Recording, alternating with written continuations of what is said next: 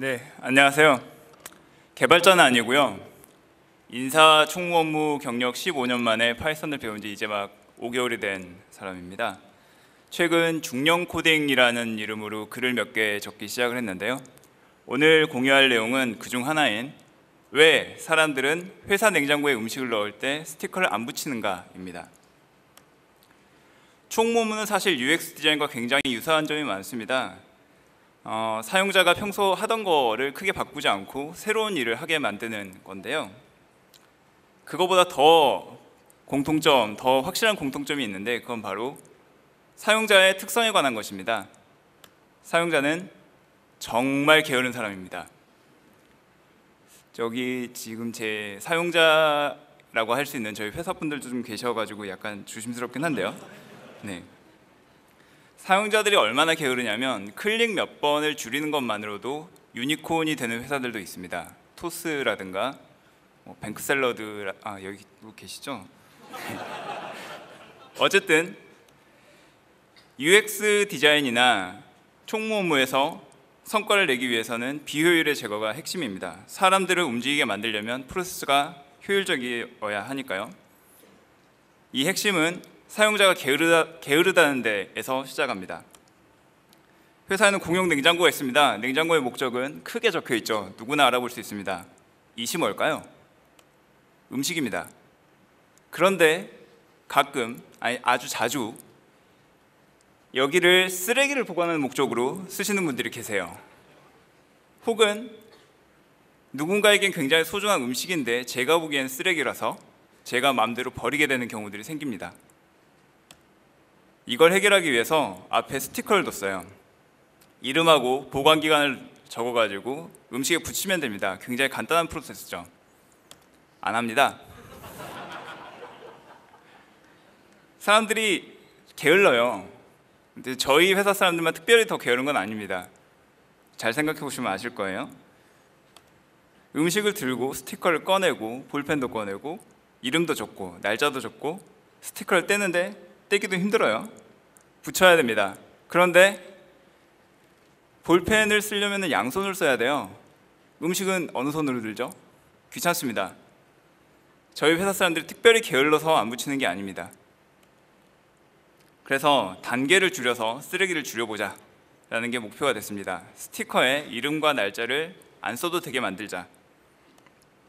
회사에 놀고 있는 라벨 프린터랑 역시 놀고 있는 라즈베리 파이를 갖다가 브라더 QL 웹이라는 파이썬 모듈을 이용해서 연결을 했습니다. 프린터 서버를 띄우고 여기에 날짜랑 이름을 던져줄 거예요. 날짜는 today 함수를 쓰면 간단하죠. 저도 알고 있는 내용입니다. 이름을 어떻게 가져올까요?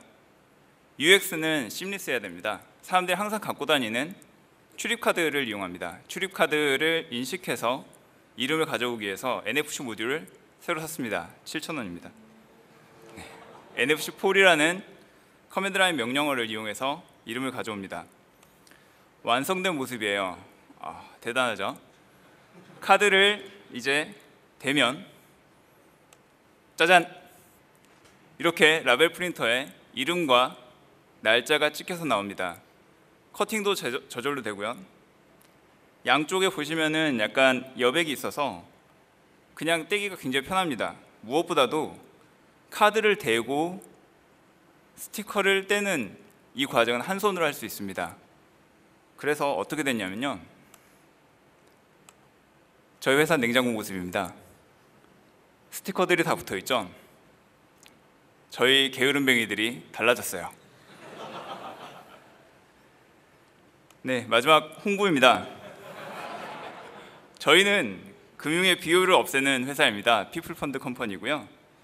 총무 담당인 저는 갓 배운 파이썬으로 냉장고의 목적을 찾아줬지만 저희의 훌륭한 개발자들은 금융의 비효율을 없애고 금융의 본 목적을 찾기 위해 노력하고 있습니다. 게으른 보통 사람들을 위한 보통 이상의 금융을 꿈꾸는 분들, 개발자를 3분 모시고 있습니다. 감사합니다. 피플펀드 CFO 강남석이었습니다.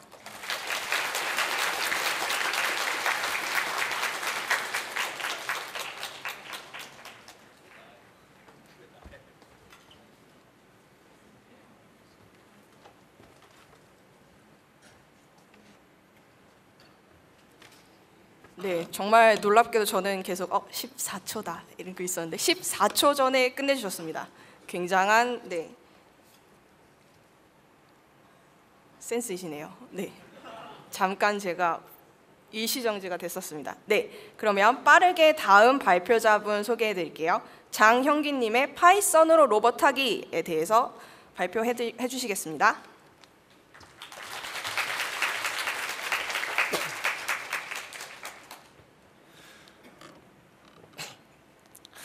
네, 안녕하세요. 오늘 파이썬으로 로봇하기라는 좋은 주제를 가지고 여러분들께 발표를 드릴 장형기라고 합니다.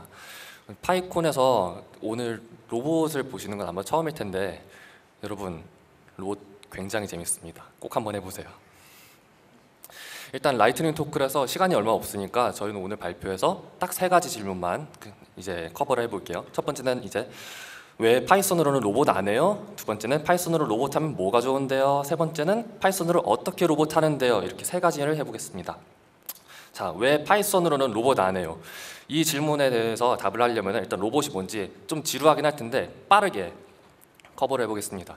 로봇에서는 이제 2가지의 컴포넌트가 있어요. 하나는 이제 하드웨어고 두 번째는 소프트웨어예요.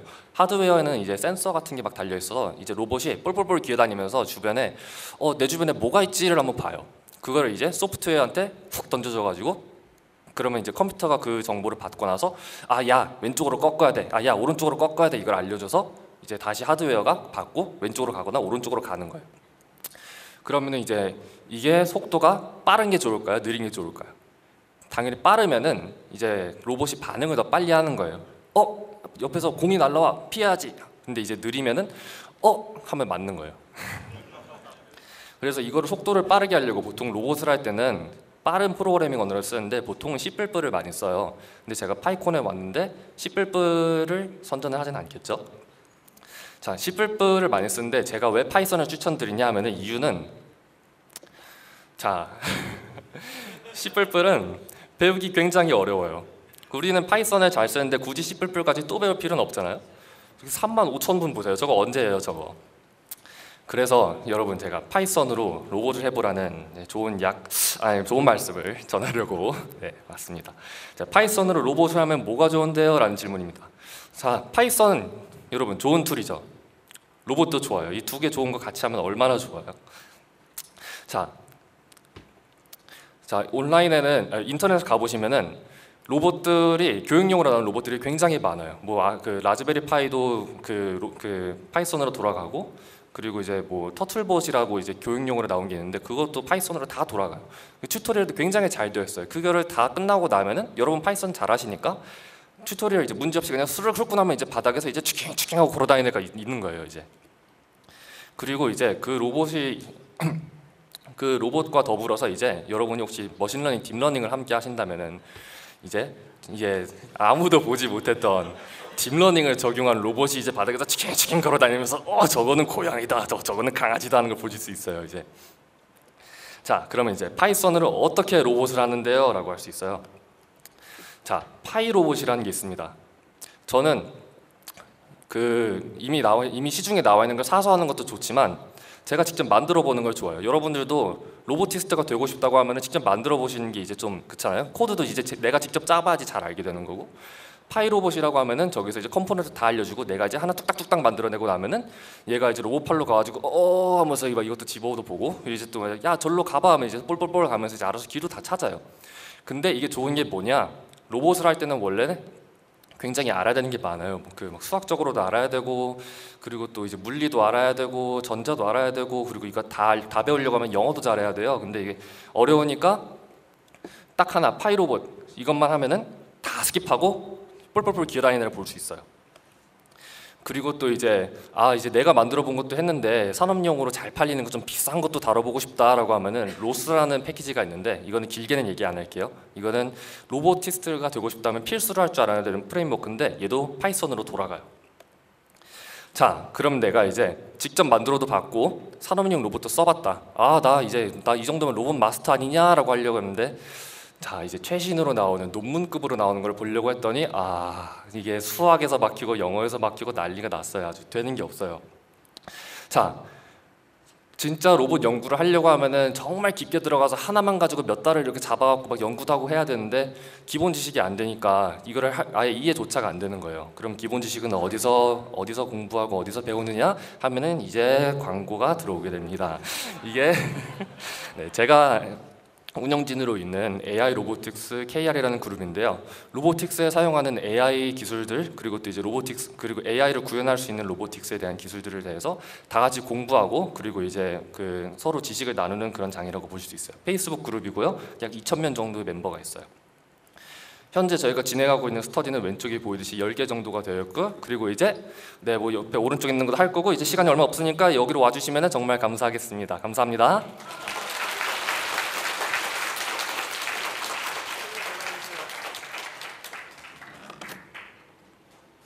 네, 파이썬으로 로봇하기 좋은 발표 잘 들었습니다.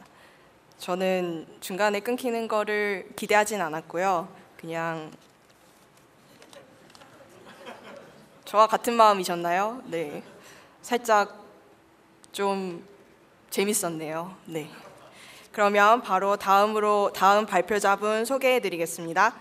박성우님의 팔못 30명과 함께 장고까지 마스터한 썰.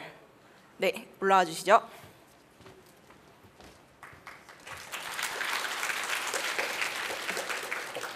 잠시만요.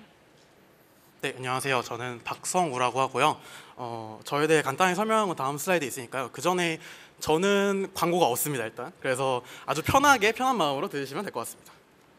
저는 간단히 설명하자면 현재 성균관대학교 컴퓨터 교육과에 재학 중이고요. 그리고 멋제이사처럼이라는 단체, 이건 광고 아니에요. 네, 멋제이사처럼이라는 단체에서 이제 운영진과 교육부장을 맡고 있었고 이제는 아니에요. 그래서 이번 1학기 동안 교육부장으로 다니면서 어떤 경험을 했는지에 대해서 한번 얘기를 해볼까 해요. 그리고 뭐 파이썬 좋아하고 뭐 등등 다양한 이야기가 있습니다. 1년 전에 딱 이 장소는 아니고 101호에서 제가 발표를 했었어요. 교육에 관련된 발표를 했었는데 정말 진짜 아무 생각 없이 썼던 프로포절이 승인이 돼가지고 정말 파이콘이 와 이런 데를 제가 올 수 있구나라는 생각을 하면서 했었는데 사실 지금 생각하면 약간 좀 흑역사긴 한데 이 발표 이후 1년 뒤에 제가 교육부장이 되면서 이 발표에 대한 내용들을 어떻게 하면 이제 머싸 운영을 하면서 어떻게 활용할 수 있을지에 대한 그런 실무적인 이야기를 좀 해볼까 해요. 발표에 대한 얘기는 여러분들이 작년 파이콘 사이트에 들어가시면 알 수 있으니까요. 시간이 부족해서 바로 넘어가도록 하겠습니다. 그래서 올해는 제가 어떤 목표를 했었냐면 총 3가지 목표를 했어요. 첫 번째는 한 학기 안에 간단하게라도 장고 프로젝트를 활용해서 뭔가를 만들 수 있는 사람들을 만들자. 두 번째는 여름에 이제 머싸에서 해코톤을 진행하거든요. 해코톤을 진행하면서 좀 창의적인, 독창적인 그런 서비스를 만들면 어떨까. 그리고 세 번째는 솔직히 저는 세 번째가 좀 마음에 좀 많이 들었어요. 왜냐하면 비전공자분들이 많이 오시기 때문에 이런 전공자만의 그런 어려운 고통과 여러분 아시잖아요. 막 자료 구조, 막 이런 어려운 그런 과목을 하기 이전에 이게 실제로 나와 적성이 맞는지 이런 걸 좀 많이 보여주고 싶었어요. 그래서 이런 3가지 목표를 가지고 제가 머싸를 진행하게 됐고요. 근데 저희 성대 머싸에서는 좀 큰 난관이 총 2가지가 있었어요. 첫 번째는 저희 학교 자체가 여러분들이 저기 중간에 보이는 저 도서관 사진 많이 보셨잖아요. 근데 실제로는 제가 다니고 있는 학교에는 저게 없습니다. 왜냐하면 저거는 수원에 있기 때문이에요. 저는 지금 서울에 다니고 있어서 그래서 저거를 본 적도 없고 실제로는 저기 오른쪽에 오른쪽인가요? 맞나요? 네. 오른쪽에 보이는 사진처럼 좀 약간 후지고 약간 안 좋은 그런 학교에서 다니고 있는데 그래서인지 다른 머싸들에 비해서 전공자분들이 인원수가 적고 비전공자분들이 많습니다. 특히나 저 같은 경우에는 이번 연도 운영진 중에서 유일하게 전공자를 맡고 있었고요. 그래서 유일하게 교육진을 할 수밖에 없었던 그런 상황이었어요. 그래서 이걸 어떻게 해야 될까라는 생각이 많이 들었고 또 두 번째로는 파이썬을 배우면서 그 교양을 들으면서 파이썬을 배우신 분들이 별로 없었어요. 그래서 이거 어떻게 할까 좀 고민을 했었고 두 번째로는 저희가 좀 많은 양을 다뤄야 됐었어요. 그래서 이런 많은 양을 어떻게 단시간 안에 배워야 될까에 대한 생각도 많이 하게 되었습니다. 그래서 도입한 것들 첫 번째 슬랙입니다. 슬랙을 도입하면 정말 여러분들이 생각하는 카톡에서의 그 많은 그런 힘든 그런 거를 좀 많이 해결할 수가 있었죠. 그리고 특히나 이제 노티스나 Q&A 같은 거를 좀 많이 활용하다 보면 카톡보다는 좀 더 다양한 이야기들을 나눌 수 있어가지고 그래서 이걸 좀 도입을 했었고요. 두 번째는 플립드 러닝이라고 이제 영상을 미리 들어오고 그리고 실제로 저희가 오프라인에서 만났을 때는 추가적인 컨텐츠, 예를 들어서 퀴즈라든지 아니면 그런 제가 추가적인 내용들을 알려준다든지 그런 얘기들을 좀 많이 했었어요. 그리고 세 번째는 여러분들이 좀 많이 아시는 프로젝트 베이스드 러닝. 그래서 프로젝트를 좀 많이 진행하면서 특히나 팀을 짜서 프로젝트를 진행하는 그런 거를 진행했어요. 그런데 사실은 이거는 솔직히 말해서 이거는 좀 이상이고 실제적으로 현실적으로 넘어가자면 코드를 캡처해서 보내주시지가 않나. 그래서 다행히도 제가 좀 알려줬으면 괜찮긴 했어요.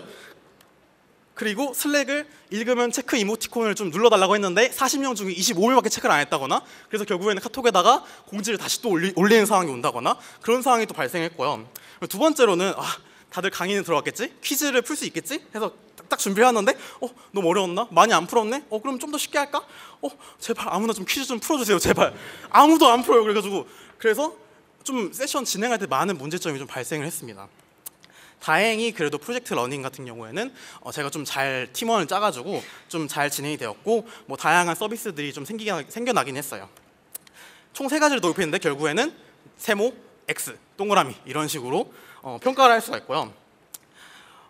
이걸 통해서 좀 배웠던 교훈에서는 이렇게 총 3가지가 있는데, 가장 제 생각에는 이 3가지보다는 네 번째, 그래도 작년보다는 탈퇴한 이유가 좀 떨어졌다, 이거에 대해서 좀 다행스럽게 생각을 하고 있습니다. 혹시나 추가적으로 제가 했던 교육 자료들을 보시고 싶으시면은 여기 링크 보시면 되고요. 지금까지 박성호였습니다. 감사합니다.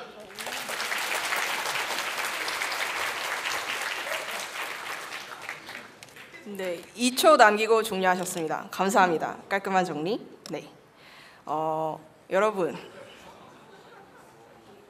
준비가 되는 동안 귀여운 거 보시면서 힐링하시고요. 저는 BGM 같이 내일도 파이콘 축제를 즐기기 위해서 많은 프로그램이 준비되어 있다는 걸 깨알 홍보하겠습니다. 네, 그러면 다음 연사분으로 박조은님의 파이썬으로 유튜브 하기를 진행하겠습니다. 안녕하세요. 저는 박조은이라고 하고요. 빨리 진행을 하도록 할게요. 저는 파이썬을 좋아하고요. 2 아이를 키우고 있어요. 2 아이, 초등학교 3학년하고 유치원에 다니는 아이. 저희 아이가 그린 그림이에요. 알고리즘, 머신러닝, 프로그래밍. 참고로 저희 아이 초3인데 파이썬 되게 잘해요. 그리고 저는 오늘 코드라는 파이썬 유튜브 채널을 운영을 하고 있고요.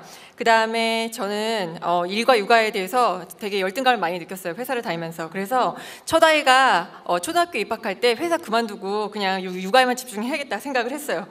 근데 이렇게 또 경력에 대한 공백이 생기면 나이도 있는데 다시 일을 할 수 있을까? 되게 고민이 됐어요. 왜냐하면 이때가 제가 첫 공백이 아니었거든요. 저는 파이콘 2015년에 이런 라이트닝 토크를 했었어요. 그래서 블로터에서 이런 인터뷰도 했었어요. 그래서 뭐라도 해보자라는 생각이 됐어요. 그래서 완벽하지 않아도 좋다. 그래서 설거지 하다가 잠깐, 그다음 밥하다가 잠깐, 그다음 빨래 널다가 잠깐 계속 1일 커밋을 했어요. 그래서 하나씩 심어지는 잔디가 엄청나게 뿌듯했어요. 그래서 중간중간 비어있는 날이 있는데 저 비어있는 날들을 보면은 제가 고통을 받았던 날들이구나라는 거를 느낄 수가 있고요. 그래서 피드백이 없으니까 너무 재미가 없어요. 그래서 이거를 유튜브에 올려보자. 그리고 내가 다시 회사에 취업할 때 이걸 내 포트폴리오로 써야겠다라고 생각을 했어요. 그래서 편집은 하지 않고 일단 찍는 게 중요했어요. 그래서 무조건 찍고 한 10분 만에 찍어서 바로 올렸어요. 그리고 장비는 구형 맥북 프로 13인치 썼고 기본 퀵타임하고 그 아이폰 사면 주는 이어폰 여기 얼굴에다가 붙였어요. 테이프로. 그래야지 소리가 크게 녹음이 되기 때문에. 그래서 장비 같은 거 전혀 사지 않고 기본적인 가지고 있는 걸로 다 시작했어요.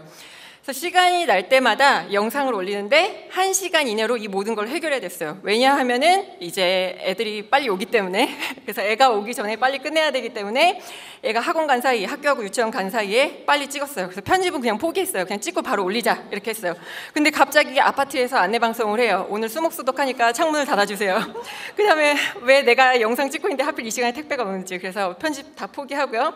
이렇게 찍었는데 아무도 안 봐요. 당연히 아무도 안 보겠죠. 근데 제 중학교 때 친구한테 얘기했어요. 친구한테 야 내가 이거 하고 있으니까 네가 좀 봐줘. 그랬더니 친구가 제 친구도 애기 엄마거든요. 프로그래밍 전혀 모르는 비전공자예요. 내 친구가 하는 말이 피드백이 네 목소리 너무 가식적이야. 그래서 아 그래 내 목소리 좀 가식적이긴 하네. 그래서 조회수가 되게 낮았어요. 그다음에 구독자 거의 없었어요. 그다음에 수익 당연히 없죠. 예, 구독자 뭐 그 수도 안 되고 시청 시간도 안 되기 때문에. 근데 꾸준히 할 수 있었어요. 왜 꾸준히 할 수 있었냐? 예, 지금까지 제가 공부해온 방법 중에 가장 배우는 데 도움이 많이 됐어요. 여기 보시면 이 그래프에서 보시면은 가르치고 연습이 무언가를 배우고 공부하는데 가장 많은 도움이 돼요. 그래서 내가 무언가 이 컨텐츠를 만들어야겠다 고민하고, 그 다음에 제가 파이썬 처음 배우시는 분들한테 얘기하는 게 오류나는 거 무서워하지 마세요. 왜냐하면은 내가 수영 배우고 싶은데 물 안 먹어보면은 수영 못 배우잖아요. 그 다음에 넘어지지 않으면은 자전거 타는 거 못 배우잖아요. 남들이 자전거 타는 거 아무리 많이 봐도 내가 직접 타보지 않으면은 자전거 못 배우거든요.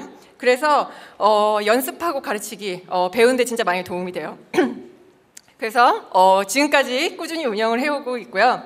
중간에 바빠서 한 10개월 정도 영상을 못 올리기도 했는데 사람들이 꾸준히 봐주세요. 그 다음에 구독도 신기하게 매일 꾸준히 해주시고 있으세요. 그래서 이렇게 영상이 하나둘씩 계속 늘어났어요. 10분씩 찍었어요. 편집 전혀 안 했어요. 이거 하나 그 영상 올리는데 30분에서 1시간 정도만 투자를 했어요. 그래서 영상을 올리고 조회수, 구독자, 댓글, 좋아요 이런 게 가끔씩 이렇게 알림이 오는 거예요. 그래서 너무 뿌듯했어요. 그래서 더 꾸준히 할 수 있었어요. 그리고 생각지도 못했던 연락들을 받게 돼요. 온라인이나 오프라인에서 강의를 해줄 수 있냐. 그 다음에 콘텐츠 제휴하고 싶다. 그래서 온라인 강의 업체에 제 콘텐츠 제휴하기도 하고, 그 다음에 여러 출판사에서 집필 제안이 오고, 그 다음에 협업 제안이 왔어요. 그래서 어느 날 메일이 왔는데 자기네 회사 팀원들이 제 유튜브 채널 다 같이 보고 있다. 그러면서 그 팀에 와서 일할 생각 없냐. 게다가 제가 생각지도 못했던 너무 좋은 회사에서 이런 제안이 왔어요. 그래서 이게 진짜 사실인가 동공지진이 일어났죠. 그래서 잠깐 하다가 다시 취업을 하려고 했지만 지금까지 계속 하고 있어요. 콘텐츠 만들기 위해서 고민하는 과정 재밌고 느리게 천천히 봐주시는 분들도 늘어나고 있고, 하루에 1, 2달러이지만 수익도 늘어나고 있고, 놀이터 가서 야구르트 충분히 사 먹을 수 있고요. 그보다 더 많은 기회를 얻을 수 있었어요. 그래서 그 과정에서 배움이 컸기에 너무 좋은 학습 방법이었어요. 물론 악플이나 대충 했네 이런 댓글 다시는 분들도 있지만, 이 싫어요 눌러주시는 분들도 있지만 많은 걸 배우고 성장할 수 있었어요. 그래서 여러분들 유튜브 하시는 거 권장드리고요. 구독과 좋아요는 저에게 큰 힘이 됩니다. 네, 감사합니다. 오늘 코드예요. 오늘 코드.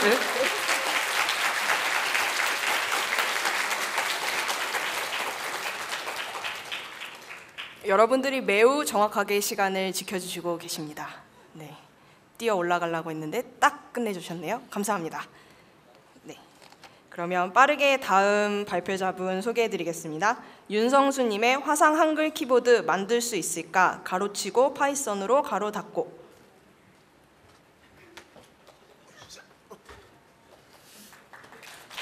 안녕하세요. PPT를 제공할 때는 이렇게 궁서체 같이 나올 거라고 생각은 안 했는데 지금 궁서체처럼 나왔는데, 사실 2주 전에 생각한 아이디어치고는 좀 진지하게 진행을 해보긴 했었습니다. 뭐 그런 것 치고는 지금 12장밖에 안 되는 PPT지만 그래도 5분 채울 수 있겠죠. 사실 제가 가지고 있는 기기가 처음에는 아이패드 프로가 하나 있었고, 그 다음에 지금 서피스 고를 지금 가지고 있어요. 둘 중에 사실 돌아다니면서 글을 쓰겠다라고 생각한 이유로 둘 중에 과연 어느 쪽이 글을 쓰기가 좋을까 고민을 했었고, 그리고 다른 기기로도 좀 실험을 해봤는데 사실 앉아서 글을 쓰기에는 서피스가 좋기는 하죠. 왜냐하면은 저 같은 경우는 2번씩 타속이 한 150타도 안 나와요. 그게 좀 이상하게 3번씩 타속이 그나마 좀 300타 정도 나와서 좀 빠르게 칠 수 있는데, iOS 같은 경우에는 3번씩이 없습니다. 좀 iOS는 3번씩을 좀 발매를 해줬으면 좋겠고요. 그런데 앉아서 무조건 키보드를 친다고 하더라도 사실은 돌아다니는 상황에서는 좀 쉽게 키보드를 칠 수가 없잖아요. 그러면은 키보드를 치는 걸 화면에다 대고 쳐야 되는데, 윈도우 화상 키보드는 2번씩이지 그렇다고 해서 이 2번씩 가지고 타속을 어떻게든 맞춰보려고 두들겨 봤는데 속도는 안 나오지. 그래서 곰곰이 생각을 해봤어요. 왜 타속이 나오지 않는 키보드를 기본 키보드로 제공을 할까? 그나마 모바일 계통에는 나이스한 키보드들이 좀 있습니다. 구글 단모음, 무이 단모음 뭐 이런 거 이용하는 프로그램들이 있고요. 또 안드로이드 쪽에서는 모어키 같은 밀어서 쓰는 키보드 방식을 좋아하기도 합니다. 그래서 가급적이면은 좀 이런 키보드들이 다른 플랫폼들에 나와서 좀 빠르게 타자를 칠 수 있는 환경을 제공해 줬으면 하는 바람이 있는데 쉽지가 않더라고요.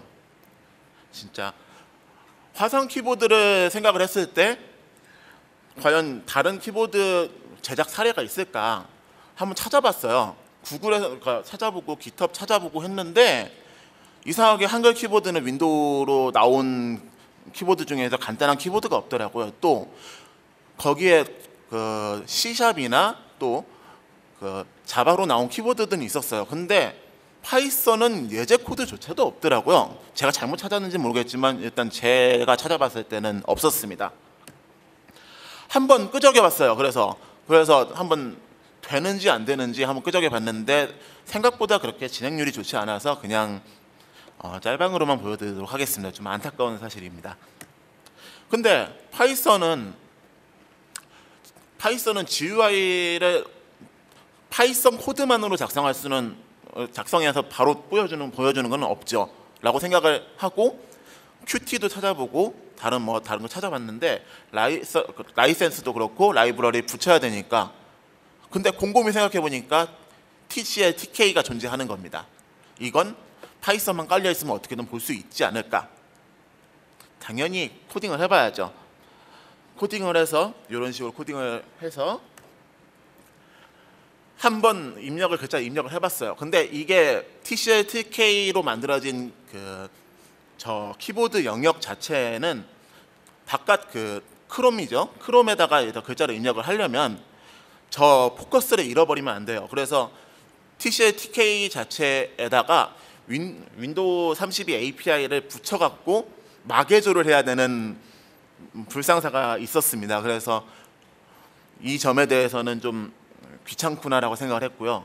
그나마 다행인 거는 미리 만들어진 PIP에 올라가 있는 모듈이 참 쓸만하게 조합이 되어 예를 들어서 키보드 아까 글자로 입력을 한 것처럼 이렇게 글자가 999 입력이 됐을 때 요 키보드 입력되는 글자를 구현해 줄 수 있는 모듈이 존재는 하더라고요. 하지만 이렇게 한글로 출력을 하려면 글자를 단순히 한글 글자를 넣는 게 문제가 아니라 요 한글 글자를 중간에 다시 재처리를 해야 돼요. 그러지 않으면은 윈도우 커서가 넘어가 버리고 글자가 합쳐지질 않아요. 그래서 이 관련해서 모듈을 만들어야겠구나라는 생각을 하게 됐습니다. 가능성은 보았지만 완성된다는 세션에서 보고 싶고요. 작업물에 대한 코드를 아침에 급하게 올렸습니다. 구경해 보실 분들은 구경해 보시기 바랍니다. 감사합니다.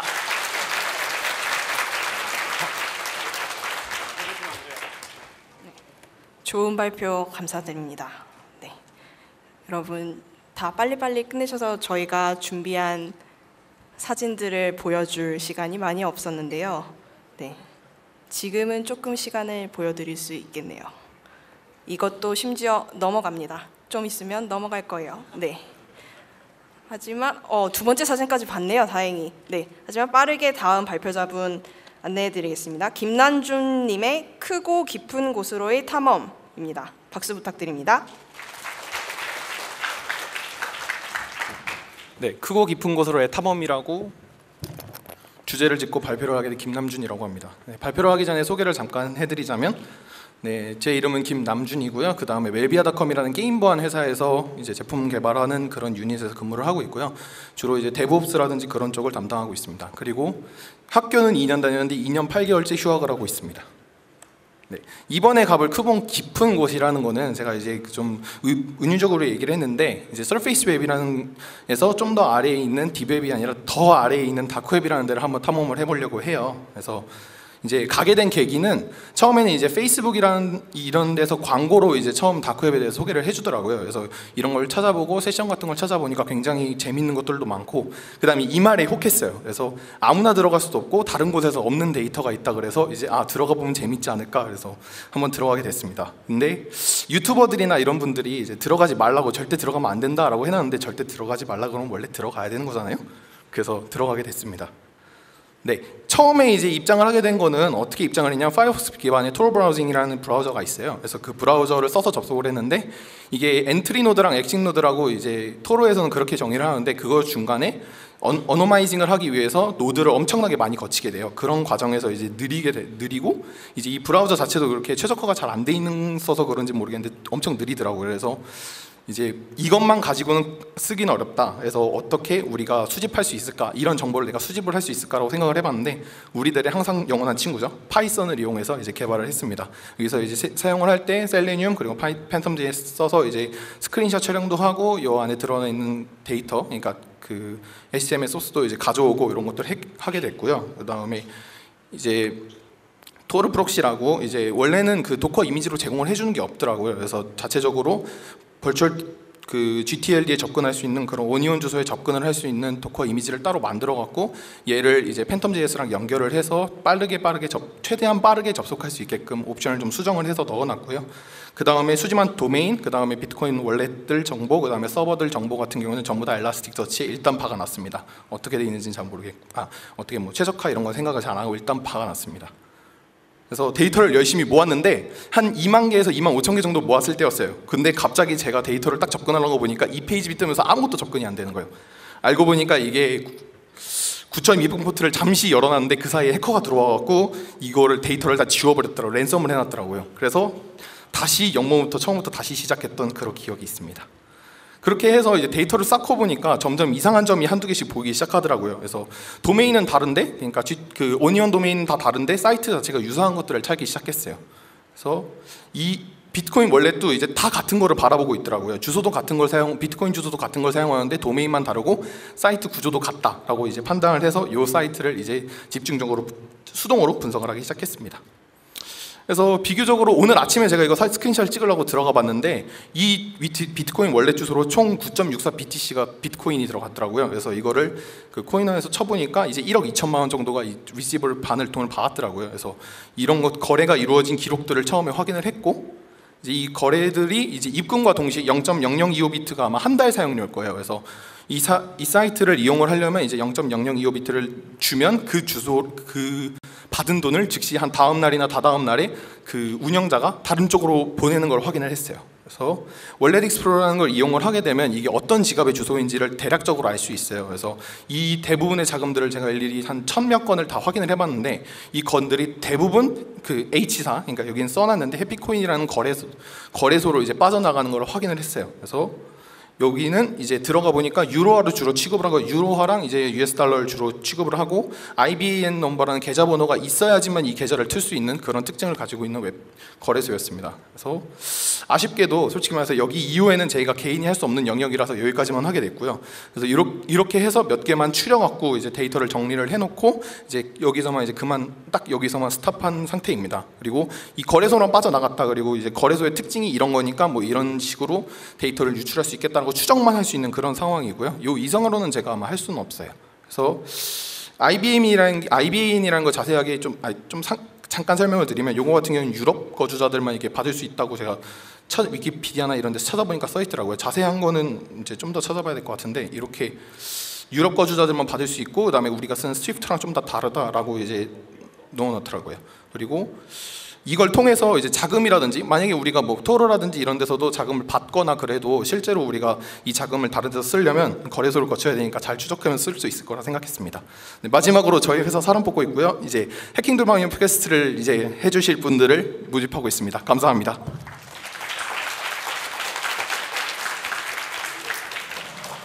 네, 역시나 이번 발표자분도 정확히 시간을 지켜주셨습니다. 네, 정말 대단하시네요. 네, 귀여운 거 보는 동안에 간략하게 홍보하겠습니다. 저희는 내일도 라이트닝 톡을 진행하고요. 세션 진행하고요. 스폰서 부스 있습니다. 열린 공간 있고요. 쉬는 공간 있습니다. 열린 점심 합니다. 네, 감사합니다. 그러면 다음 발표자분 소개해드리겠습니다. 정직한님의 앙상블 트리 모델과 베이지안 하이퍼 파라미터 최적화를 통한 이진 분류입니다. 네, 정직한님 이쪽으로 올라오실 수 있으신가요? 네, 감사합니다.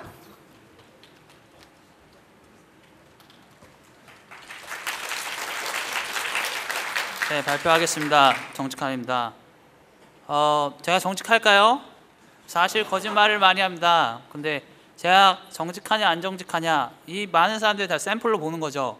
그래서 뭐 성별이나 색깔이나 몸무게나 키를 가지고 이 사람이 거짓말을 하냐 안 하는 사람이냐를 분별을 해보고 싶습니다.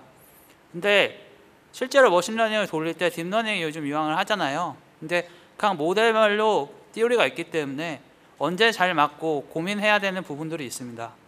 그래서 트리 모델 같은 경우에는 데이터 사이즈가 작을 때, 클 때도 됩니다. 근데 데이터 사이즈가 작고 비선형 모델일 때 주로 사용하게 됩니다. 그래서 여기 스플릿이라고 나와 있는 그림을 보면 질문을 던집니다. 이 사람이 키가 얼마냐, 몸무게가 얼마냐.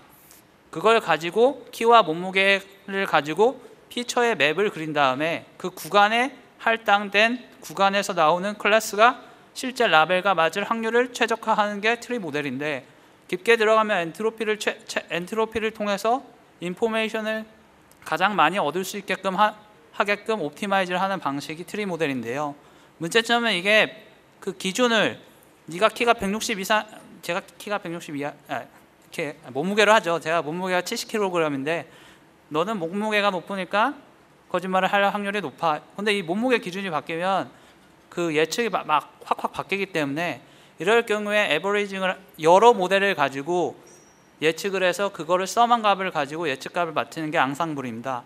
이 앙상블이 강화학습이나 아니면 액티브 러닝에서 커뮤니티로도 많이 쓰이고요. 근데 이 앙상블을 썼을 경우에 백인과 부스팅이 큰 트랙입니다. 이 백인과 부스팅은 백인 같은 경우에는 리샘플링을 해서 랜덤니스를 인젝하고, 부스팅은 이제 예측을 덜 맞는 거는 웨이트를 덜 주고 잘 맞는 건 예측을 더 높여서 그 예측을 하는 게 앙상블 모델입니다.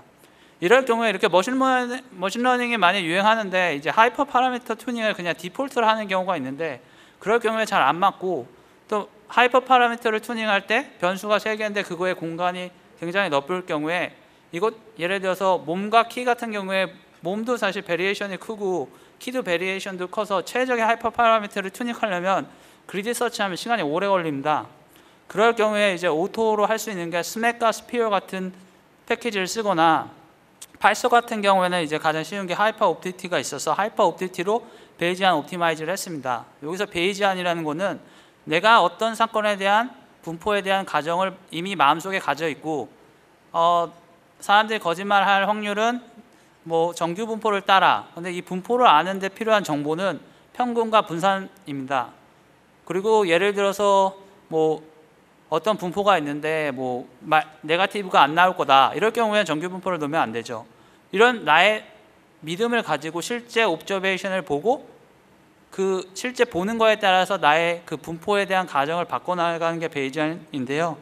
이렇게 베이지안 옵티마이즈를 통해서 하이퍼 파라미터를 최적으로 튜닝했을 경우에는 디폴트 값이랑 가지고 예측하는 거랑은 전혀 다릅니다. 왜 베이지안 옵티마이즈를 하면 좋으냐면, 일단 오토로 이게 ML이 가능하고, 또 여러 가지 모델을 한꺼번에 다 같이 돌려볼 수 있습니다. 또 베이지안을 하면 왜 베이지안을 하냐? 예를 들어서 심2리얼이라고 강학습에서 시뮬레이션 환경에서 돌리던 걸 이제 강학습에서 돌릴 경우에, 이제 강학습상에서 잠재 공간상에서 돌릴 때 그 잠재 공간에서 추정해야 되는 변수가 많을 경우에는 베이지안 중에서 변분 추론을 할 수가 있습니다. 사람들이 그냥 변분 추론만 하는데, 이 변분 추론을 스토캐스트 변분 추론으로 더 대충 근사해서 하면 더 빨리 강학습의 성능을 높일 수가 있습니다. 그래서 지금까지의 큰 트랙은 트리 모델, 앙상블, 베이지안 옵티마이제이션을 오토로 할 수 있다는 건데요. 이 큰 그림, 아마 슬라이드가 공유가 될 거라 큰 그림을 해서 보면, 이제 실제 하나를 돌려본 걸 보면 랜덤 포레스트를 그냥 돌려봤더니 예측률이 0.56이 나옵니다. 56%가 맞다는 거죠.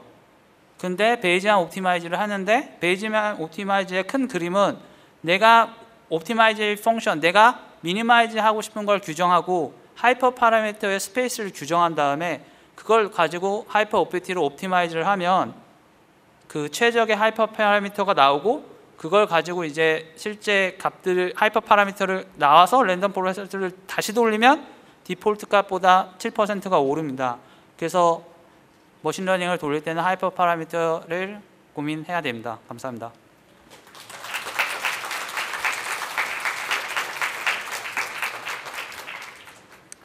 네, 이제 살짝 무릎이 아프기 시작하네요. 왔다 갔다 내려갔다 하니까요.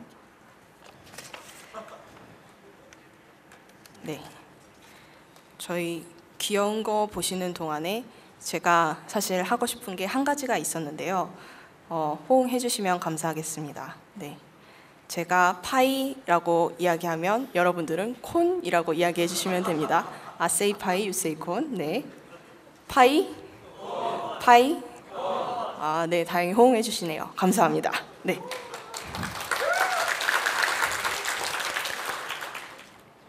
그러면 어느덧 마지막 발표입니다. 송달래님과 아샬님의 빠르게 기술을 습득하는 비법입니다.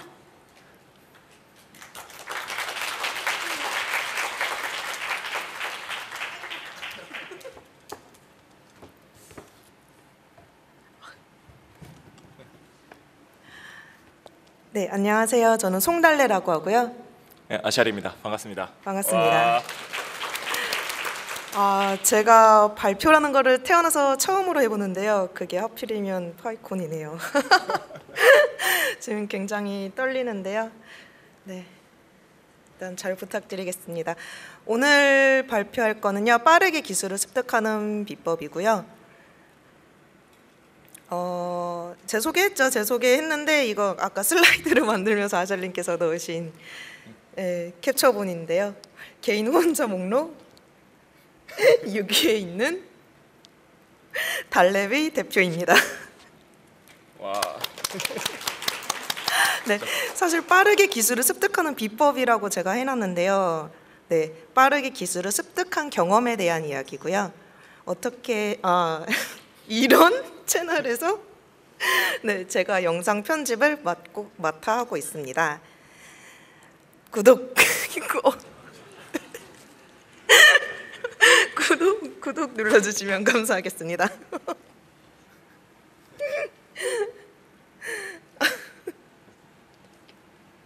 네, 이제 어떻게 빠르게 기술을 습득했냐 하면은요. 처음으로는 이제 첫 번째로 아샬님께서 이렇게 시작하는 거다 하면서 먼저 시연을 해주셨고요. 그리고 나서 일단 뭐가 뭔지 모르겠어. 하지만 일단 해보자. 뭐 이제 5번에 있지만 우리에게는 컨트롤 Z가 있으니까. 네. 그리고 뭐 거창하게 뭐를 써서 만들지 말고 일단 기본 기능만 써서 완료를 했고 정말 필요할 때만 이제 새 기능을 구글링을 해서 이제 그렇게 처음으로 네, 영상 편집을 완료하게 되었습니다.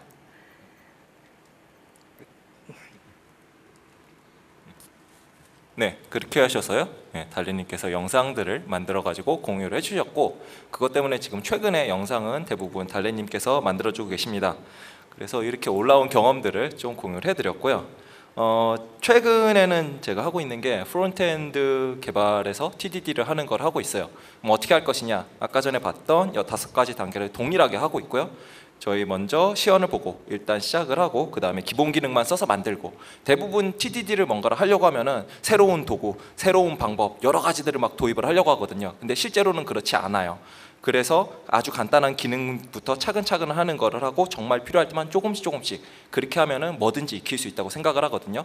저희 올라오면서 먼저 얘기를 했는데 발표라는 걸 처음 하시거든요. 근데 오늘 하려고 했던 게 일단은 먼저 다른 분들이 발표 잘 해주셨잖아요. 그런 것들을 구경을 했고 또한 그냥 바로 시작을 해보고 그리고 복잡한 거 막 하려고 한 게 아니라 새로운 거를 한번 해볼까? 그런 게 아니라 아주 간단한 거를 준비를 했고요. 그 다음에 정말 필요한 게 있으면 특별한 스킬을 쓸 수도 있겠죠. 하지만 없이도 여태까지 잘 발표를 했죠. 다만 여기서 저희가 발표한 게 언두가 안 된다.